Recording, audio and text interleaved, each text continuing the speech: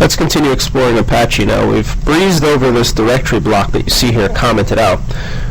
This block pertains to the user directory feature, which allows users to publish content from their home directories.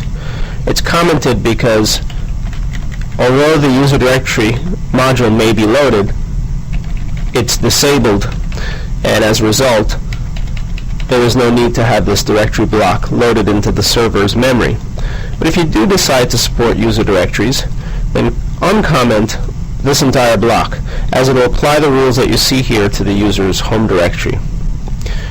Allow override for these directives: authconfig, limit, and file info. In the case of authconfig, if a user determines that from their home directory they'd like to place authentication requirements on content, then you'll allow the user to do so using anything auth related.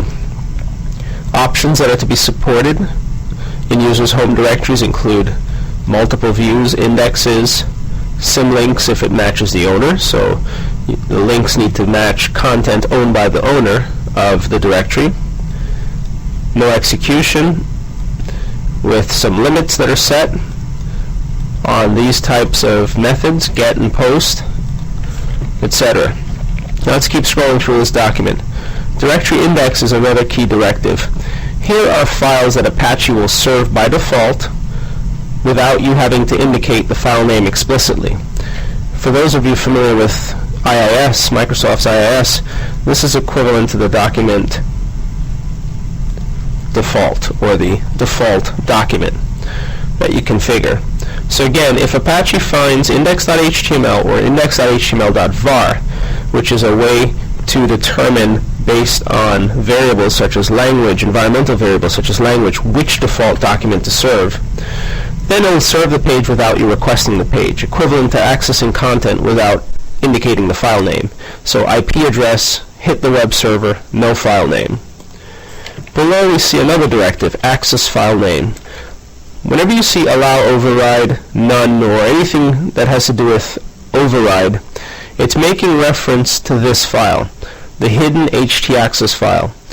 Historically, Apache has supported this file as a means for users to place restrictions or directives on content, so to assign directives to content. In particular, in an ISP setting where you share server space with other people, you may not be granted access to the primary httpd.conf file, but you will be in all likelihood provided access to create your own htaccess file with directives that pertain to your website as opposed to someone else's website. This is the name of the file, the default name of the file that you can create with directives. But in the event that an allow override is set to none for a given directory and its subdirectories, then the hidden htaccess file will have no effect. Here's another directive. It's a files directive which pertains to file types. This tells us that the following lines prevent htaccess and htpassword files from being viewed by web clients. In other words, under no circumstances should Apache serve anything, any file with a .ht suffix, or beginning with a .ht, that is, .ht prefix. So at no point should Apache serve .htaccess or .htpassword or .ht anything. Here we see order, allow, deny, but the one rule that overrides everything is deny from all. So if you attempt to access content such as .htaccess, it will not work. And that's something that we can put as a note to test. Test access to .ht star files from webroot or from anywhere that Apache will serve content. But this is the rule that provides the feature to restrict that type of content. So we've seen directives for directory as well as files. You can control access to files and directories. With files, you're generally indicating a file mask, and with directories, you explicitly, or with a directory directive, you explicitly indicate the directory, although wildcards are supported.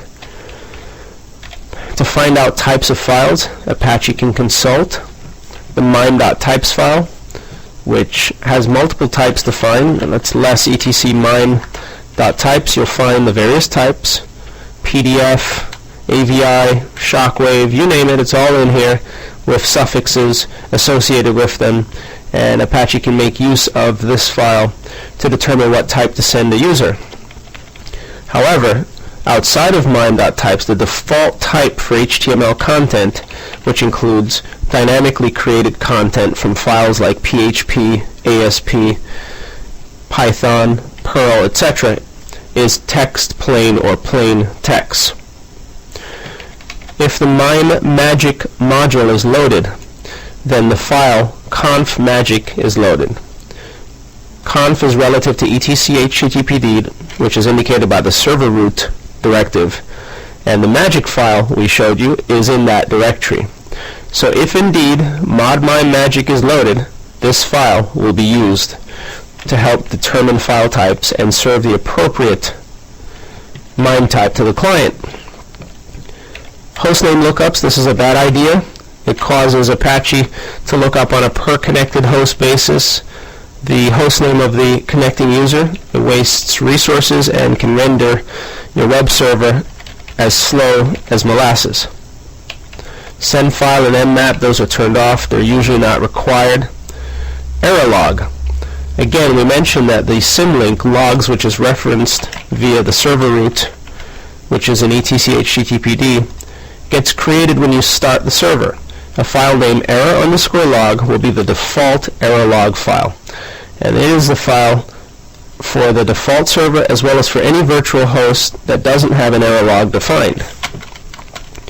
So E will just indicate default error log file for all hosts, which means for the default server as well as for virtual hosts. Unless, of course, you override it by indicating the name of an error log file. Apache supports the levels supported by syslog, debug through emergency, those 8 levels, or 0 through 7. The default level is 1. However, you can reduce the verbosity to notice info or lower if you'd like to see more information. This information gets logged to the error log file, not to the general access log file. Let's keep on going. We're moving on to the log format. Apache uses variables or constructs its logging based on variables. The variables all have meaning, such as the host, the connection, so on and so forth, and Apache has a directive which can aggregate those variables and assign them to a name which can be referenced in the main server config or by any virtual host, since virtual host files are included in the main configuration. So here we see a log format with many variables, and it's referenced or named combined. So whenever you make a reference to combine with respect to logging, you're going to get the results of all of these variables. Common has most of the variables found in combined, minus the refer, so in other words, who sent me here, as well as the user agent, in other words, the type of the browser connecting to the server. There are types for refer and agent. If you want to log connecting clients based on refer or user agent alone for the sake of parsing that information and generating reports, then you can cross-reference refer or agent and or agent. Or you can get all the information and post-process using a separate utility. Also, logging in Apache can happen simultaneously, so you can have a virtual host or the main server log using combined to one file as well as using, let's say, refer or agent. You generally wouldn't log using combined and common because combined includes everything included in common plus refer and user agent. But you may want to log combined or common coupled with maybe refer and agent just to split the data out. The general recommendation is that you log using combined and then post-process the information using a tool such as Webalizer. In other words, leave Apache's resources to serving clients as opposed to writing I/O to disk, and it'll be much more effective as a result. And when we fire the server up, we'll see that each of these items, when we allocate, let's say, combined, for example, such as the connecting host, the time, the number of bytes transferred, the size, the refer, are lined up in the log file exactly how they're presented here in the log format area. Here we see another format which uses the mod log IO to present to us combined IO, which, as it tells us, accounts for actual bytes received and sent using uppercase I and O for input-output. It's disabled, but can be turned on if you need that sort of view.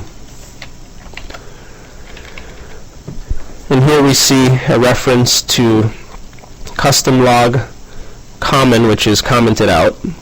But below we see one that isn't, custom log with combine turned on, which means the refer and user agent variables are made available. So this access log file is the default log file for the default server. Let's just note that. Default log file for default server, and optionally all hosts if you don't indicate a log file, which means other virtual hosts.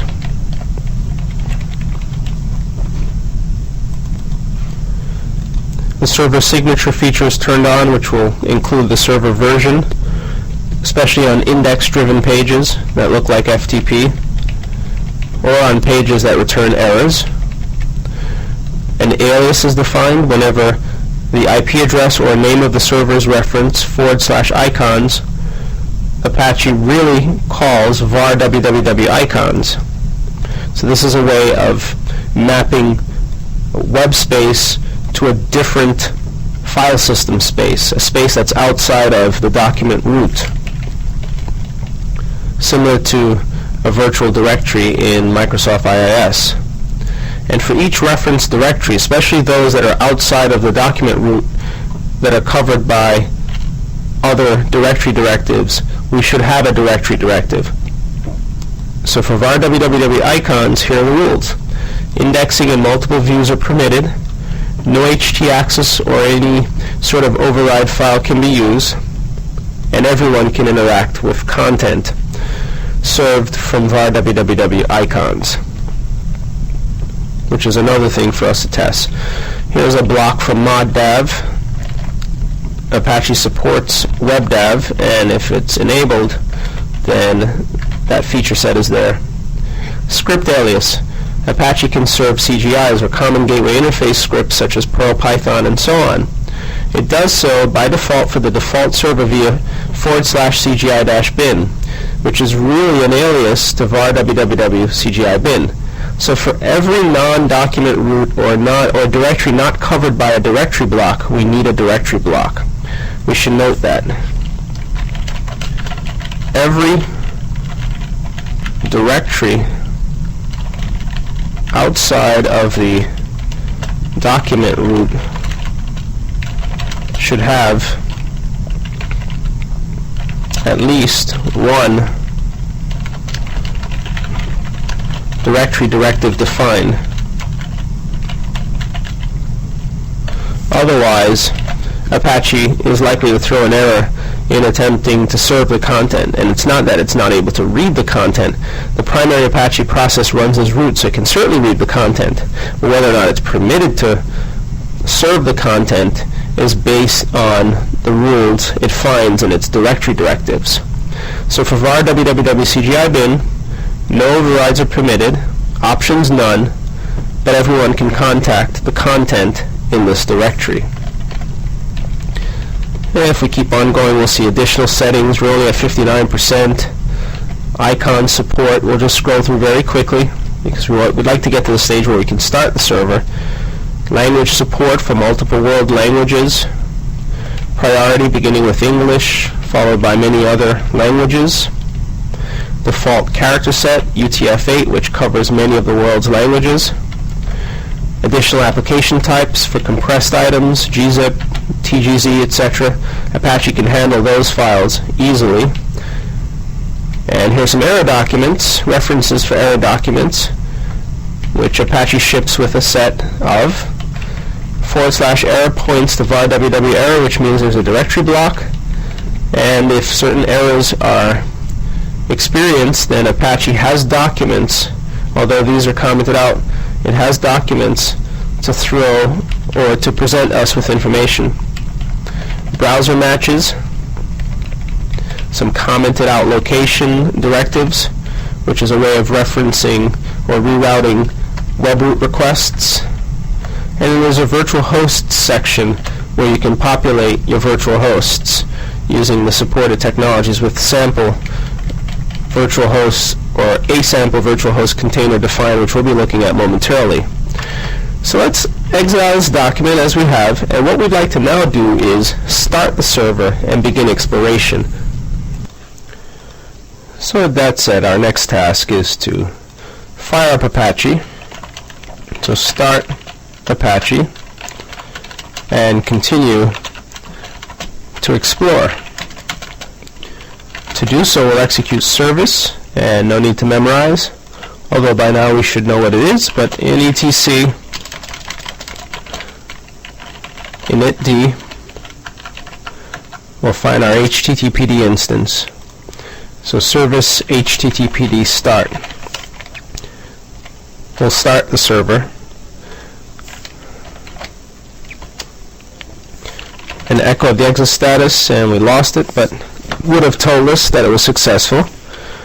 PSEF grep HTTPD returns the instances, and let's just copy and paste this and dump it into our notes, minus the last item, which really belongs to the grep instance that we ran.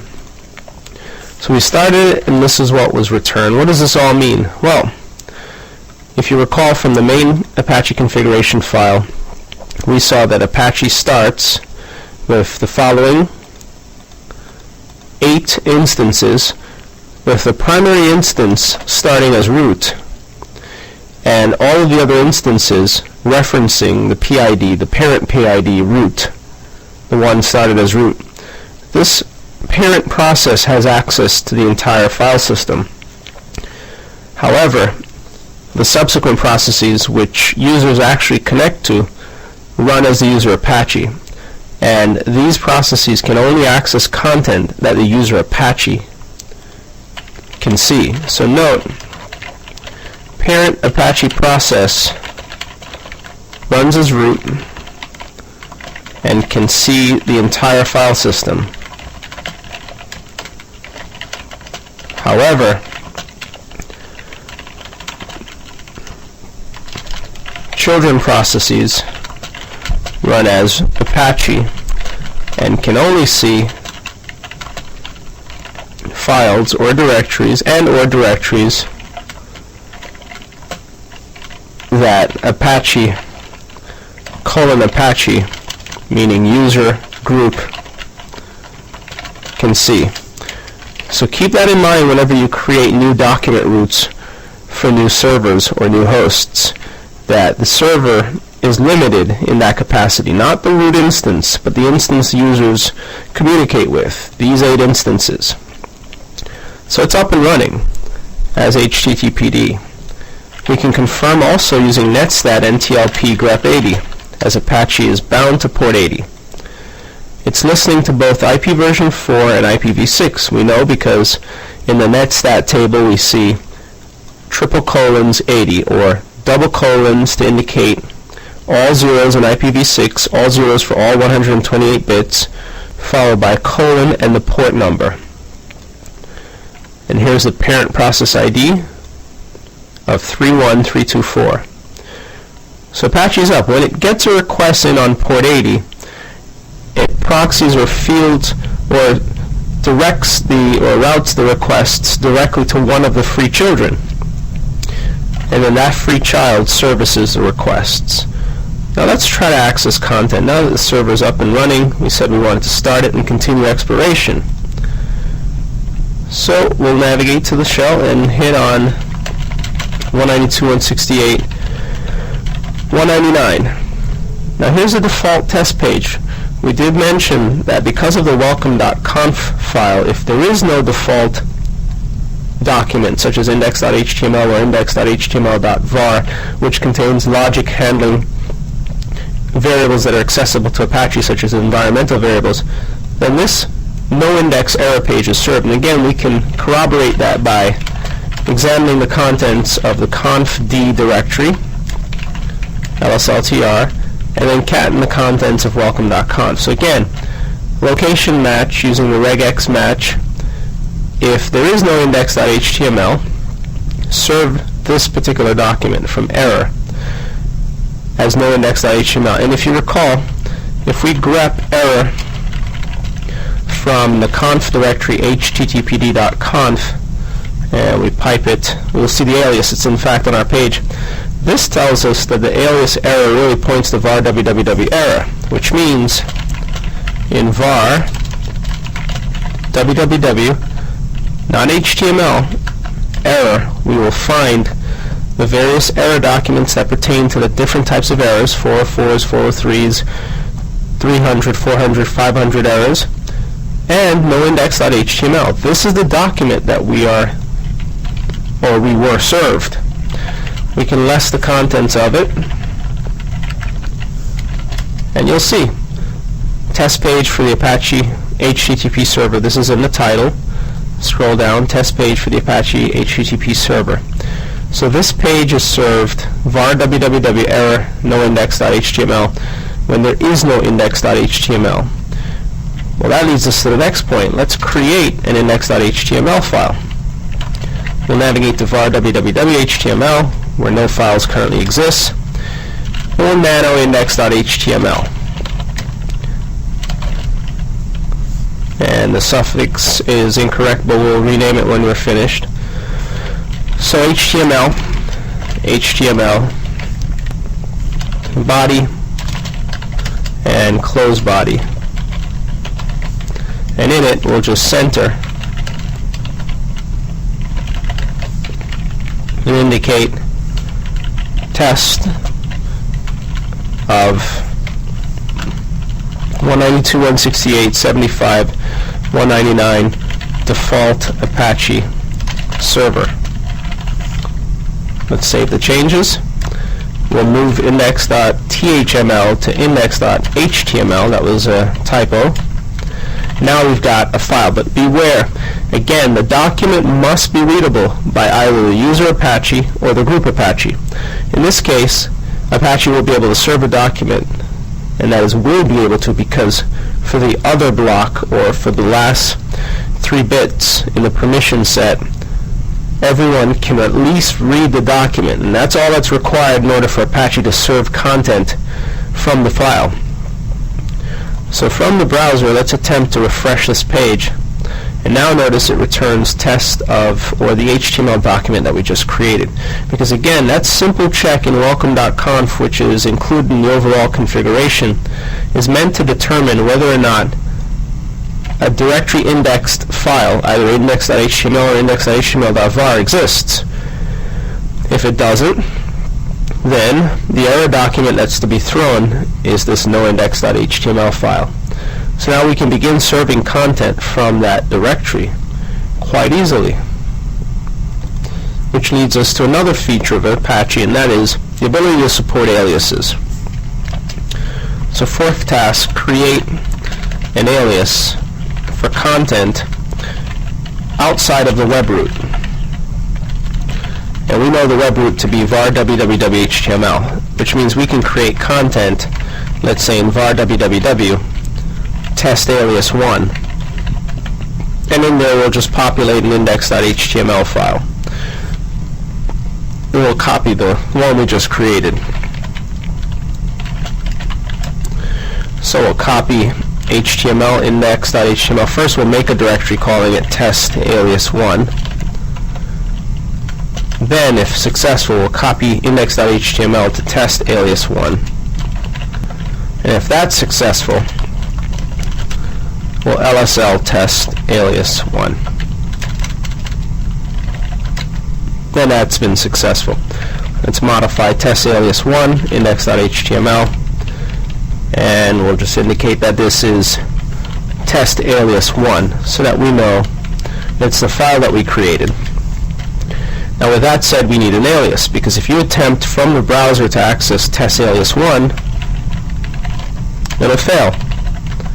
Because test alias 1 is, or this reference attempts to access test alias 1 beneath the defined document root of var www HTML, which causes Apache to return its signature and an error. This is a 404 error, file not found.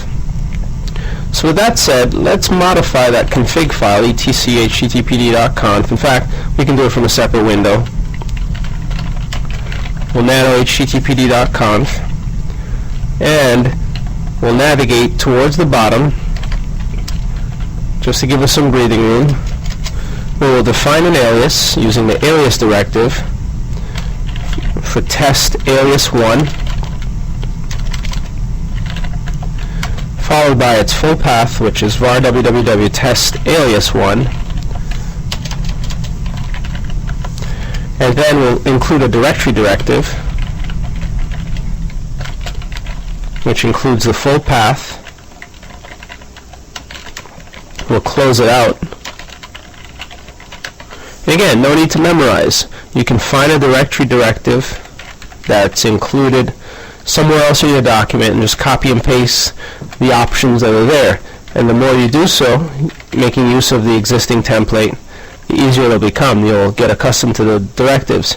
Let's find one for, here is one for the error, and we'll include some of these options here. Allow from all. This should be fine. Then we'll Control V to the bottom and simply paste it.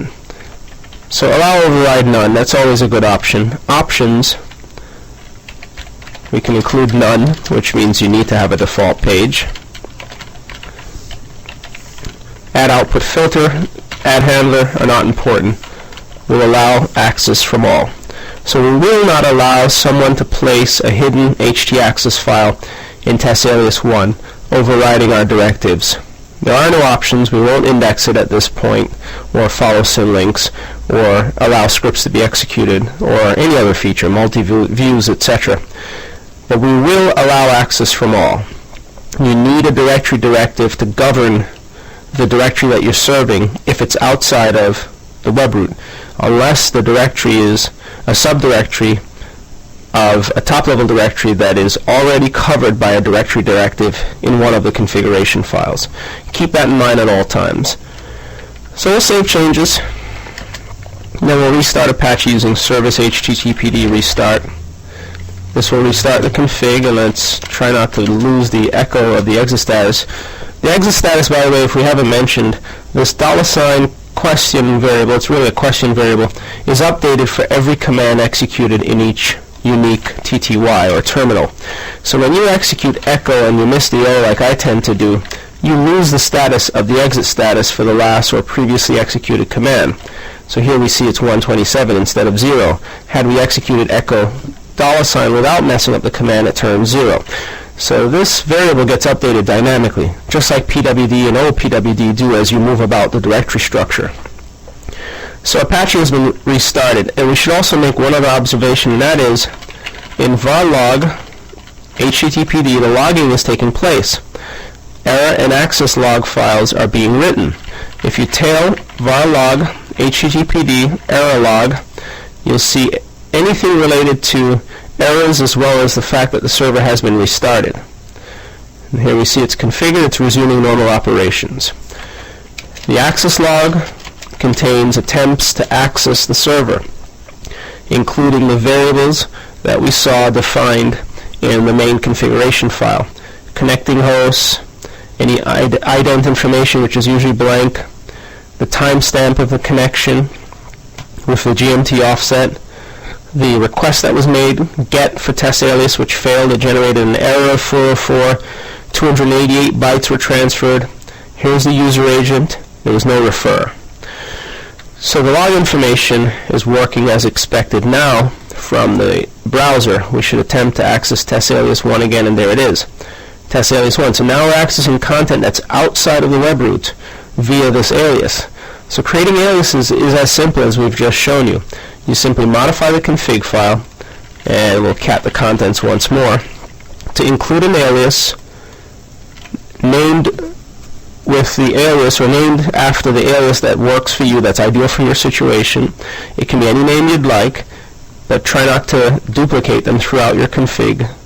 And point it to a hard location on the file system. It doesn't have to be beneath var www. It can be anywhere. But then you need to ensure that there is a directory directive which governs access to the physical location with appropriate directives. Allow override none is optional, but you do need to indicate whether or not access is allowed to the content. The primary Apache process, or the parent process, always has access. However, Apache honors the directives that it finds throughout its config files, and whether or not it can see the content is independent of whether or not it will serve you the content. Now, before we move on too far and forget, let's set as another task that will set Apache up to restart appropriately. So we've set up our alias using alias test alias 1, and we followed this up with a directory directive block pointing to the physical location of the directory. And again, many of the Apache directives follow this sort of format, but you can always consult the documentation to get a clear understanding of how the directives work. Once you work with a few of them, you should have very little trouble working with most of them. So we set allow override to none, and we also set order, allow deny, and allow from all to allow access to the content. Now let's just ensure that Apache will start when the system boots.